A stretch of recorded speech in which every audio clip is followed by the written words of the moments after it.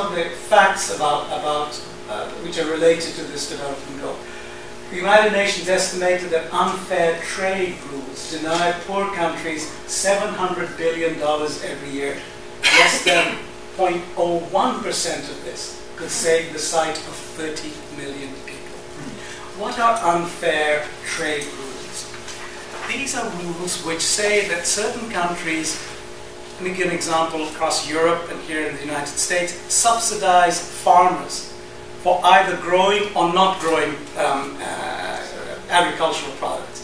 So that rather than having an ability, sugarcane products coming in from countries which will produce sugar more cheaply, tariff barriers are set up, so they can't be imported into other countries. And it works the other way too. In some ways, I was thinking last night about an example about this. The only two areas that produce airplanes the rest of the world buys, are Boeing and Airbus, basically. Some of the others used to be Lockheed and Lockheed Martin and some of those. But now it's just Boeing and Airbus are the only two options. So, and countries can't set up tariffs against what the West produces, good airplanes, safe airplanes, for people to buy. So those countries, every country which has a national airline, buys one of these two planes from either Europe or the United States. What about their products coming in this direction? There are high barriers on that because of protectionism on this side. We're not going to solve the problem this afternoon. It's a difficult one. There's lots of issues involved. That gives an example of what it means of unfair trade rules, where $700 billion a year is denied to poor countries because of what they have to buy, because they're produced well in certain other parts of the world, but they can't send back in the other direction. That's there. 1970, 22 of the world's richest countries pledged to spend 0.7% of their national income on aid. 35 years later, only 5 countries had kept that promise. That's a shame. That's a disgrace that has happened. And that's Save the Children Fund in England says that. United States just... It's only one? Sorry? Did the US do it? Well, no, it's not near 0.7%. The United States gives a lot of money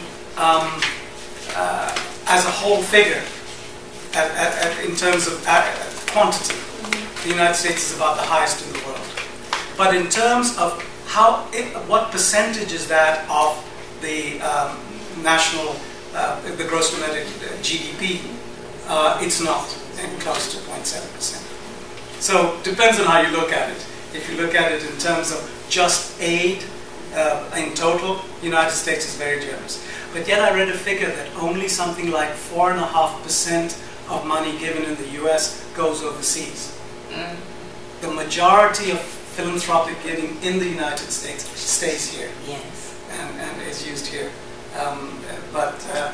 Overall, it is the most generous country in the world, I suspect, in the history of the world. That this country is. So you have to recognize both sides of that. Poorest 49 countries make up 10% of the world's population, but account for only 0.4% of world trade.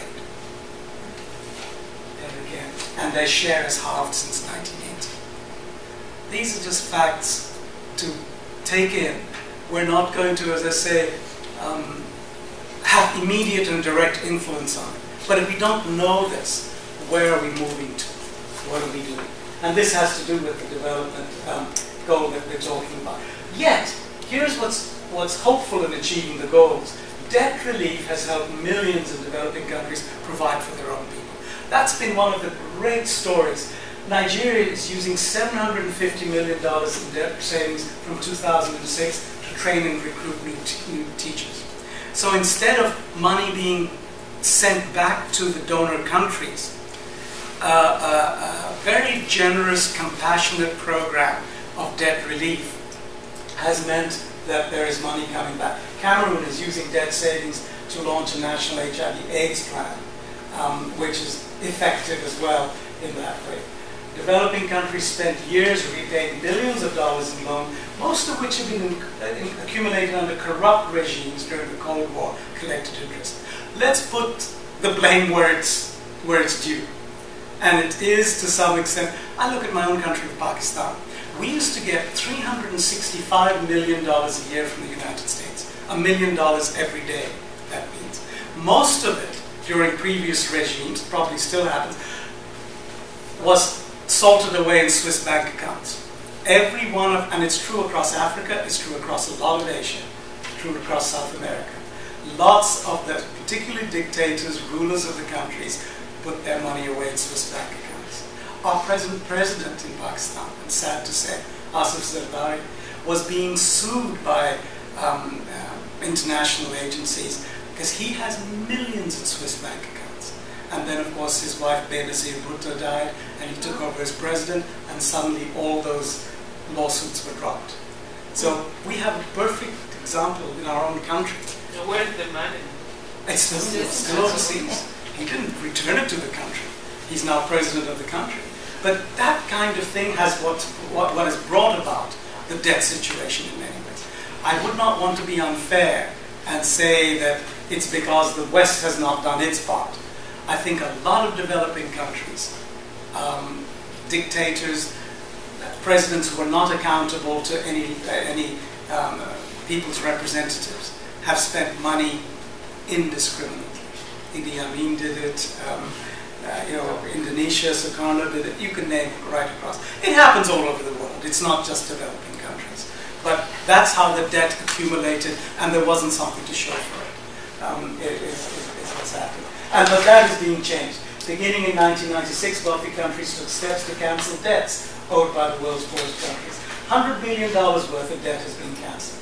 93 billion of which in sub-Saharan African countries, which are some of the poorest countries in the world.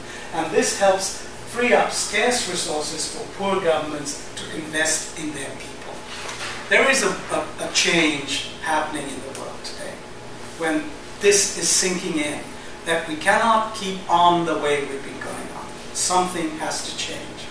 And this is part of the change that it happened from both sides. The partnership that Father Gordon was talking about. Both sides, the change is coming. We cannot go on spending money the way the dictator or the head of state wants to, without any reference to what is needed, any accountability. And from the side of the West, okay, that's the past, let's wipe out what we can and make a fresh start. That's hopeful. That's it. Here's one of the hopeful signs. 3.1 million more Tanzanian children enrolled in school after the government used its savings from debt relief to eliminate school fees. Just by eliminating debt repayment, 3.1 million more children could go to school. There are very practical things that happen. It's biblical. Throughout the Old Testament, the idea of jubilee, of cancellation of debts, is there all the way through. And there's Leviticus proclaim liberty through the lands to all the inhabitants thereof. It shall be a jubilee for you. I want to bring in that note of optimism, of hope, and of joy that we as people of faith, as Christians, can have. Not to paint it all gloom and doom and say everything's going, downhill. Yes, there are problems, but thank God that this aspect of it is well. We're now halfway to the MDG goals target date. Still 50,000 people die every day as a result of extreme poverty. The gap between rich and poor is growing.